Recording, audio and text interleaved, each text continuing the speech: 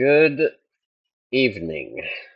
What a crazy day, crazy price action so far. From Monday open into the CPI from Japan that happened around this area. As you can see, point of control on ES at 75.43, 75.45, kind of rejected after consolidating and refused to close above. That was a clear sign that this was a resistance, no matter what the CPI, the Japan CPI was going to be. The chart already told us what was going to happen. I mean, from Asia Open, we had a slight sell off and then into a lower high.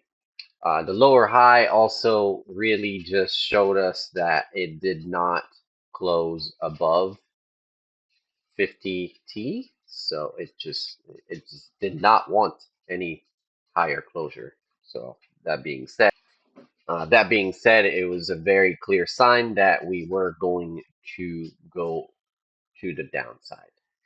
I did not expect the lower low, to be very honest with you guys, because the gap was already filled. I thought for sure we were going to have a higher high. The upper weekly was at 76.21. So I expected that to at least be captured. But as soon as Gamma gave out, I mean, it was game over, right? Despite the consolidation we had last night, it still led to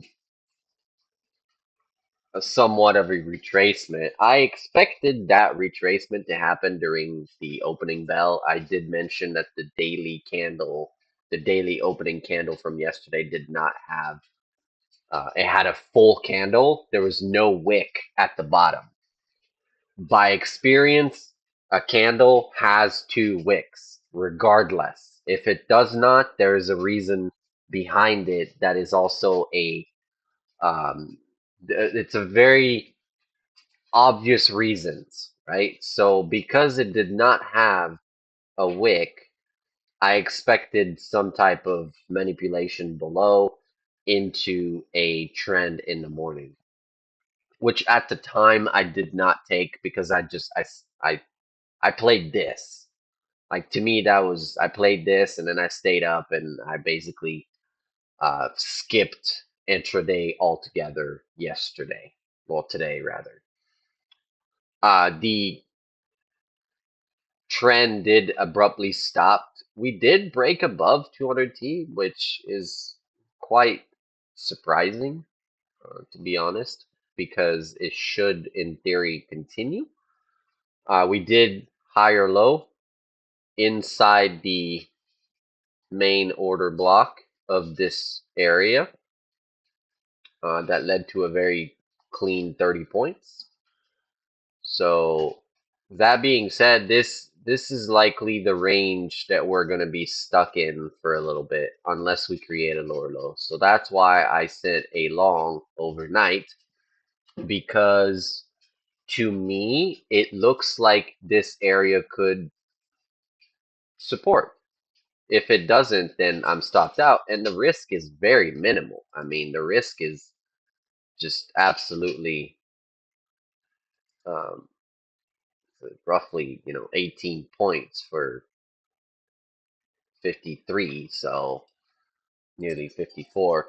If there is a continuation of trend, a news would probably flicker this back into the point of control. There's no liquidity above here by the gamma, so that's kind of telling me that they're going to try and push it, and if they do, they're going to succeed because there's nothing. It's going to start compounding again. As far as I'm concerned, this is all bullish, and there's more bullish liquidity than there is bearish liquidity. So, in that aspect, also a second confirmation, 20T is above 50T. To me, it looks like there could be more upside in the mix. As far as I'm concerned, I'm going to leave this trade for the overnight and see if we hold these grounds into the morning. It's a decent amount, a decent size. It's not my usual bigger size when I'm above gamma, but as far as I'm concerned right now, it's more of a start of the week continuation from what I took yesterday. I mean, I caught this entire move on all four indices, so I was pretty happy with skipping uh, the intraday session. I did take a loss on silver. I did take a loss on basically all of those positions had to be reversed. I was long in this area here, and then once it failed to close above 20T, I started reversing all my position into shorts, and then I just let them go. I didn't have a TP. I just basically closed them before. Um, uh, Once it started consolidating, that's when I realized that the trend was over. As far as I'm concerned, we are ranging. Just be careful. This could be a head and shoulder. I would rather test my ground on a reversal than just sending it short because, what tells you that it's short? Like, why would we be short here? There's just like supports right here. I don't see any equal lows. I only see a pattern that solidified a support. That's it. So if this breaks, then now I know that we are going inside this pattern and we are probably ranging from 7,300 to 7,400. So now I have a nice, it's actually 7,450. So now I have a nice 150 point possibility um, of play. So until then, I'm bullish. Why would I not be? Until proven wrong. Once I'm proven wrong, I will reverse and short the market. And I could reverse with a higher size position also because it's going to create a lower low. If we don't create a higher high and go back into the 7,500 range, we are going to create a lower low. It's that simple. I have an A or a B odds, so I'd rather take my chance, right? Beside that, I don't have anything else. I mean, I did take a few options that I'm letting them run because my on options my premium is my risk, so I'm willing to risk the entire premium and to see if I can withstand that last week of June into the July rally if there is a July rally. If not, then everything is wrong, right? And then I can start finding different opportunities.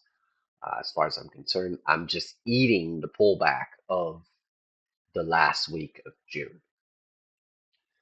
Beside that, I don't have much. I am going to try to do some intraday trading through the week. I don't really there's more entertaining price action in the middle of the night during Asia and London than you know New York. So that's why I've changed my schedule. And it's not the first time. Like it's been like this for a long time, for a while. It's just everything is overnight. And then during the day it just chops up. I'd rather trade this than trading this. You know? So that being said, that's my thesis. And just be safe, guys. This is defensive time. It's the end of June. The June swoop is coming in. Techs are falling. It's being very weakened right now. And all you have to do is play defensive. That's all it is. Just be defensive right